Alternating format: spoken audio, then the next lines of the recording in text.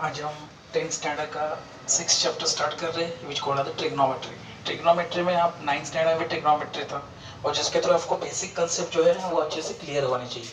अगर वो अच्छे से क्लियर है तो हम 10th स्टैंडर्ड में इजीली चैप्टर काफ़ी इजी लगेगा। ठीक है, तो 9th स्टैंडर्ड का बेसिक कंसेप्ट मतलब व्हाट ट्रिग्नोमेट्रिक रेशियो का जो टेबल है sin 30, sin 60, sin 45, 60, 90, हाँ, ये जो ट्रिग्नोमेट्रिक टेबल है साइन कॉस टैन कोसेक इसके सभी के वैल्यू आपको अच्छे से पता होना चाहिए। उसके बाद बेसिक आपको पता होना चाहिए कि रेसिप्रोकल किसका होता है, जैसे sine theta is equal to 1 upon cosec theta होता है और ये अपोजिट वाले जब आप मल्टीप्लाई करते हो तो आंसर 1 मिलता है। ऐसे ही कॉस थीटा जो रेसिप्रोकल है 1 अपॉन सेक थीटा है और इस कॉस थीटा और सेक थीटा जो अपोजिट है एक के उनको मल्टीप्लाई करते हैं तो 1 मिलता है। ऐसे ही tan थीटा का रेसिप्रोकल 1 अपॉन कॉट होता है, वो इनको जब हम मल्टीप्लाई करते हैं तो आंसर 1 मिलता है। तो ये चीज पता होना चाहिए, रिस्पेक्टिव टेबल पता होना चाहिए, उस रेशियो क्या है sin theta is equal to opposite side upon hypotenuse वो पता होना चाहिए। ठीक है, और इस बार 10th में आपको बेसिक आइडेंटिटीज पता होना चाहिए। उसमें sin square theta plus cos square theta is equal to 1 होता है, उसके बाद 1 plus tan square theta is equal to sec square theta होता है और 1 plus cotec square theta is equal to cosec square theta होता है। तो ये सभी जो चीजें बेसिक के लिए आप 9th स्टैंडर्ड फिर से एक बार थोड़ा रिवाइज करके देखिए तो जाके इस बार वो इजी लगेगा। इसी कंसेप्ट के ऊपर, बेसिक कंसेप्ट के ऊपर, आइडेंटिटीज के ऊपर ये पहली एक्सरसाइज है। मैं कोशिश करता हूँ कि 3 प्रॉब्लम यहाँ लूँ। सबसे पहले यहाँ दिया है कि साइन थीटा जो है 7/25 है और ऐसे ही हमें cos थीटा और tan थीटा निकालना है। ठीक है, तो गिवन क्या दिया है, sine theta is equal to 7/25। तो हम cos थीटा निकालना है तो साइन थीटा और cos थीटा से रिगार्डिंग आइडेंटिटी कौन सी है, ये फर्स्ट वाली। हाँ, तो sine square theta plus cos square theta is equal to 1, ये क्या है, आइडेंटिटी का इस्तेमाल करेंगे हम। तो उसमें 7/25 उसका square plus cos square theta is equal to 1, 7 का स्क्वायर 49 और ये हो जाएगा 625 plus cos square theta is equal to 1।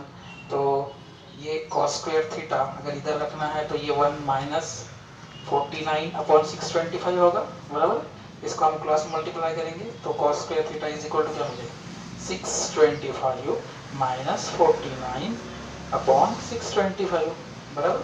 तो cosec square theta is equal to, इन दोनों को अगर 625 को हम व्हाट कैन से सब्ट्रैक्ट करते हैं 49 से तो 576 ये मिलता है और ये 625। हम इसका स्क्वायरिंग अगर करेंगे तो इसको स्क्वायर रूट करना पड़ेगा, बराबर। तो 576 का स्क्वायर है 24 का और 625 है 25 का। तो देखिए पहली वैल्यू कितने आसानी से हमें मिली। अब निकालना है tan थीटा। तो tan थीटा आप आइडेंटिटी का इस्तेमाल कर सकते हो या फिर अदरवाइज जस्ट हमें पता है कि tan theta is nothing but क्या होता है, sin theta upon cos theta, बराबर। और दोनों की वैल्यू हमारे पास है, sin थीटा की वैल्यू 7/25 है और इसकी वैल्यू 24/25 है। दोनों को हम अगर सॉल्व करते हैं तो आपको ये 25 यहाँ कट हो जाएगा और आपको मिलता है 7/25। तो जस्ट आइडेंटिटी और बेसिक कंसेप्ट का इस्तेमाल करके हम प्रॉब्लम को सॉल्व कर सकते हैं। दूसरा प्रॉब्लम यहाँ दिया है cot थीटा जो कि है 40/9, ओके, और उसमें आपको निकालना है कोसेक थीटा और साइन थीटा। तो cot से रिगार्डिंग हमारे पास कौन सी आइडेंटिटी है स्टूडेंट्स, वो पहले हम देख लेंगे।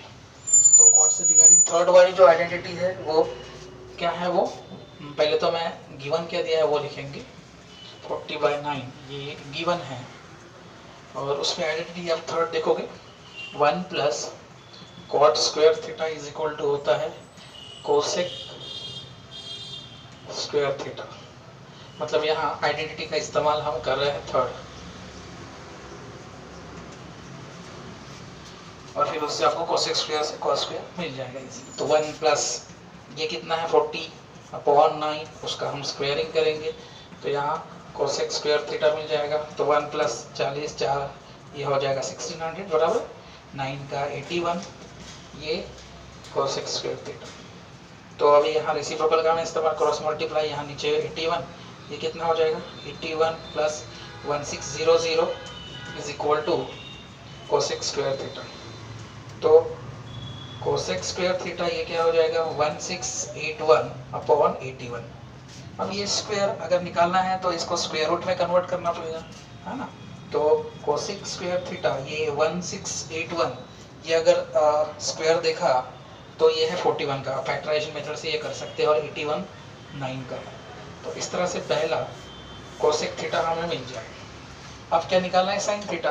तो साइन थीटा और कोसेक थीटा का रिलेशन पता होना चाहिए। क्या है वो, कि sine theta is equal to 1 upon cosec theta, बराबर।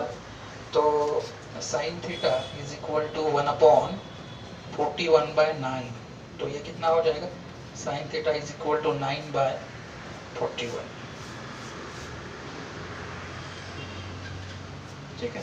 तो इजीली जैसे मैंने बोला, आइडेंटिटी और बेसिक जो है, बेसिक रेशियोज उनके बारे में पता हो तो आप इजीली सॉल्व कर सकते हो। नेक्स्ट हम प्रॉब्लम देखेंगे, थोड़ा अलग है और इजी है। tan थीटा दिया है, यहाँ 1 है, और आपको निकालना है sine theta plus cos theta upon sec theta plus cosec theta की वैल्यू कितनी रहेगी। तो सबसे पहले tan थीटा अगर 1 है तो कौन सा थीटा का एंगल जो है उसकी वैल्यू 1 रहेगी, tan के।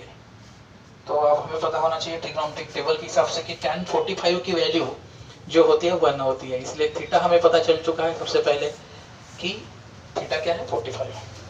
अब एक एक वैल्यू हम निकाल के देखेंगे। यहाँ साइन थीटा मतलब साइन 45 की वैल्यू क्या होती है, उसके बाद कॉस थीटा मतलब कॉस 45 की वैल्यू क्या होती है, उसके बाद सेक थीटा मतलब सेक 45 की वैल्यू क्या है, और ये कोसेक थीटा मतलब कोसेक 45 की वैल्यू कितनी है। तो जो ट्रिग्नोमेट्रिक रेशियो टेबल है उसमें ये आपको वैल्यू मिलेगी जो आपको पता होना चाहिए। तो साइन 45 और कॉस 45 जो है 1/√2 दोनों की वैल्यू, उसके बाद सेक 45 और कोसेक 45 जो है ये इनकी वैल्यू √2 है। ये ट्रिग्नोमेट्रिक वैल्यू टेबल में आपको दिखेगा। अब ये चारों वैल्यू हमें मिल चुकी है, ये चारों वैल्यू हमें यहाँ इस्तेमाल करेंगे।